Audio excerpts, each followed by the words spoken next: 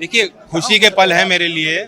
बड़ी जिम्मेदारी मुझ पर दी है और इस जिम्मेदारी के निर्वाह में मुझे पूरा विश्वास है कि जो लोग चौधरी अजीत सिंह जी के साथ कदम से कदम मिलाते थे, जो पुराने लोग हैं उनका भी आशीर्वाद मिलेगा और नए नौजवान और नए वर्ग के लोग भी हमारे साथ आएंगे। 2024 को लेकर कैसी आपकी रणनीति रहेगी, कैसी दिख रही है? देखिए, 24 तो अभी समय है, क्या मुद्दे आते हैं सरकार से की जवाबदेही बनती है।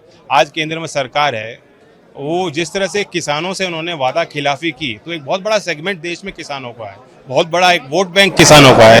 तो मुझे लगता है किसानों तो एक किसान देश के एक तरफा आज भाजपा के खिलाफ हैं, उनका मन बना हुआ है।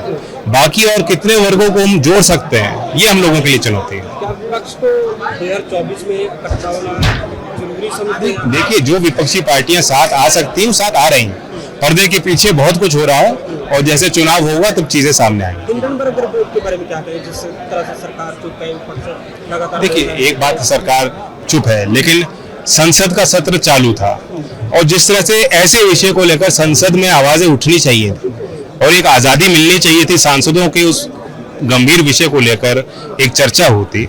जेपीसी की हम लोगों ने मांग की, लेकिन सदन में उस मांग को रखने का भी अधिकार सांसदों को नहीं दिया गया। तो ये सरकार की दमनकारी अप्रोच है, जब सदन की भावना की भी अवहेलना की जाए, जो सदन की परंपराएं हैं।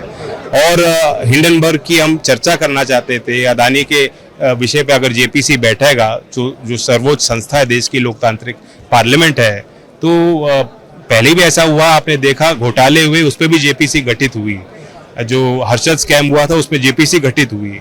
कई गंभीर विषय ऐसे आए जहां पार्टी से ऊपर उठकर सांसदों ने मिलकर काम किया।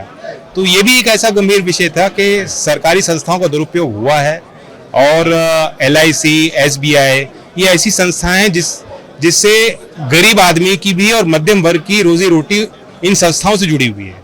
अगर ये संस्थाएं गिर जाएंगी तो देश की अर्थव्यवस्था चरमरा जाएगी और इन संस्थाओं के वेलबींग को लेकर हम लोग चिंतित हैं। देखिए, तो जनता जानती है क्यों, कब, कैसे, किसके इशारे पे काम होता है, सब देख रहे हैं। Thank you.